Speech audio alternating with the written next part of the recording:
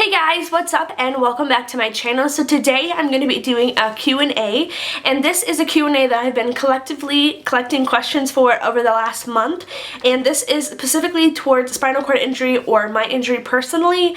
September is Spinal Cord Injury Awareness Month, if you guys aren't aware of that, and now that it's coming to a close, I wanted to kind of answer some questions that you guys still had or were just curious about. I'm mostly going to be answering these about my personal injury, but if they apply to generally, I will answer them generally as well. So let's go ahead and get started into this Q&A. So first of all, getting started, a lot of you guys wanted to know about my personal injury, what happened, what it is exactly, and all that stuff. And if you guys are new to my channel or haven't heard me talk about my spinal cord injury before, I was injured in a car accident in 2012.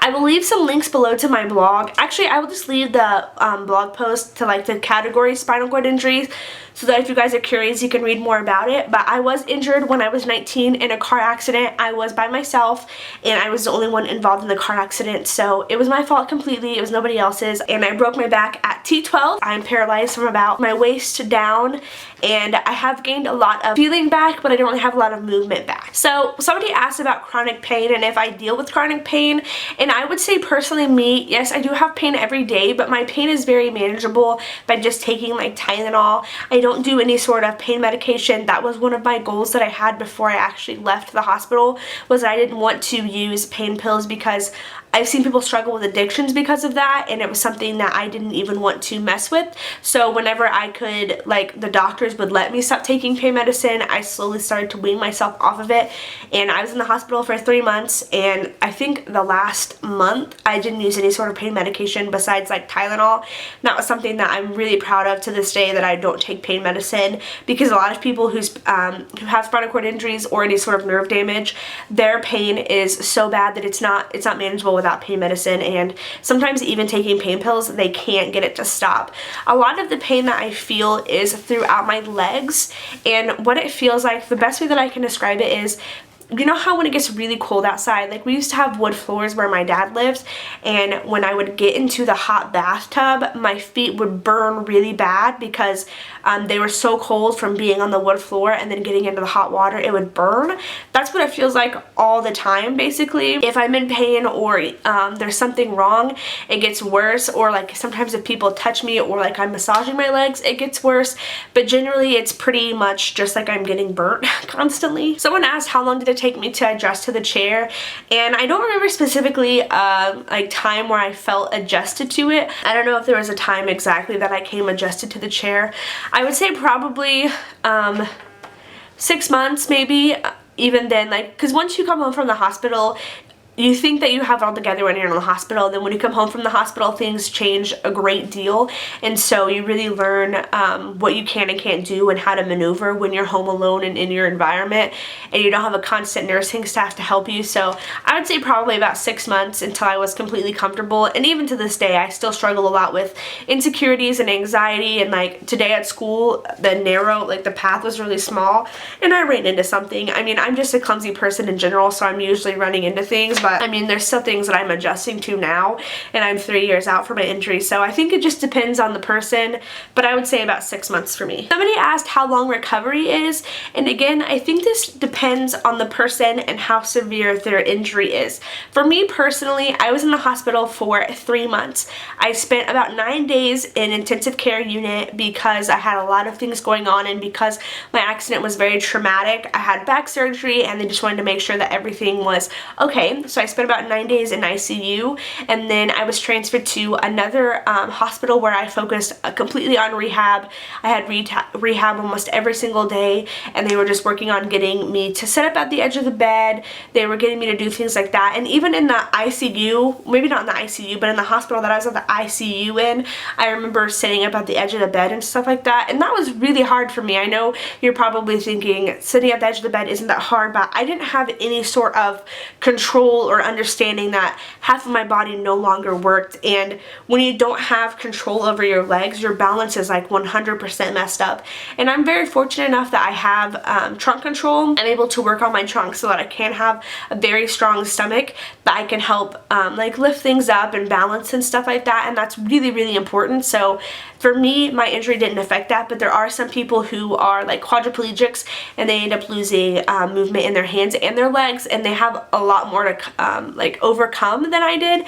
So honestly, it just depends. But for me personally, I was in the hospital for 3 months, and once I got out of the hospital, I still did therapy pretty intensively, outpatiently, for a year probably.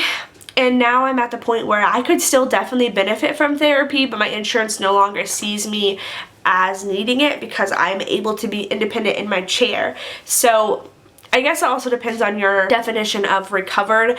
If you mean by recovered by being independent and being able to live a normal lifestyle in a chair, then I would say probably 2 years. But if you mean like walking again, that may never happen for me and for some people. So I guess it just kind of depends on your definition of recovery.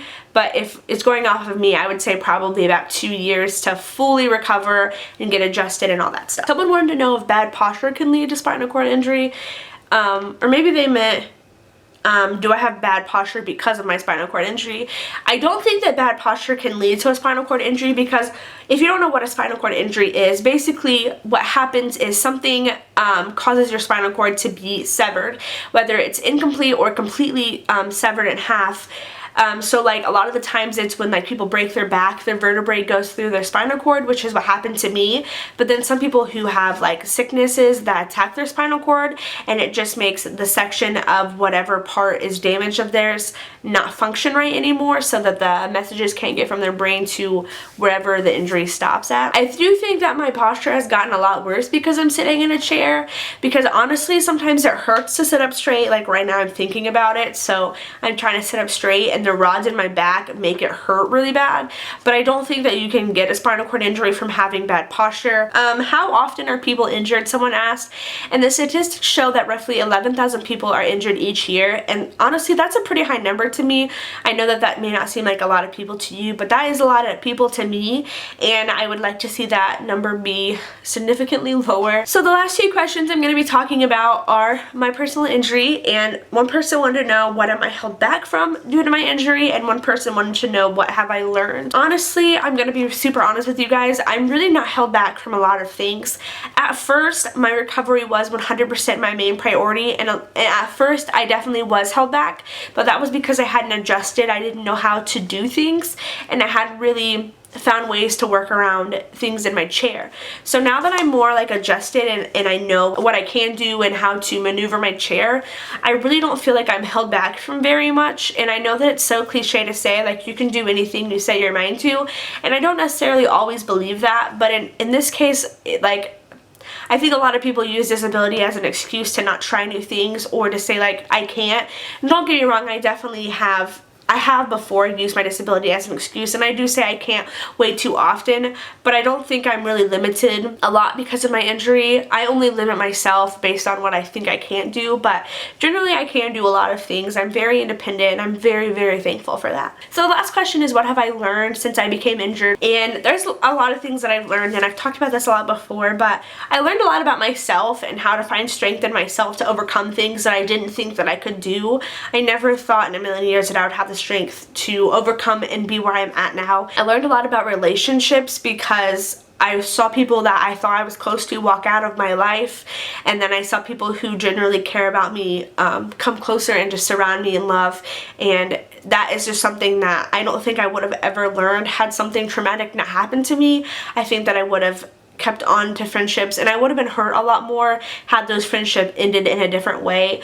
It really made me value people in my life a lot more, and value life as a whole a lot more, because I realized how things can truly change in an instant. And I think that kind of accommodates a lot for my anxiety, or if that's what you even want to call it, because I do worry a lot about losing other people in my life or death in general. I'm not scared to die because I believe in God, so I know if I were to die then I'm going to heaven, but I do get scared of living without people that are close to me, and so that's something that I really kind of worry about a lot. There's just a lot of things my spinal cord injury taught me, and I feel like it made me grow up a lot faster than I would have, and honestly a lot faster than I would have liked, because I had to completely focus on recovering and healing and making sure that I was at a point in my life so that I can be here now and so that I wasn't struggling. And I never thought that I would get to a point where I felt confident and happy, and I never thought that I would be as independent as I am.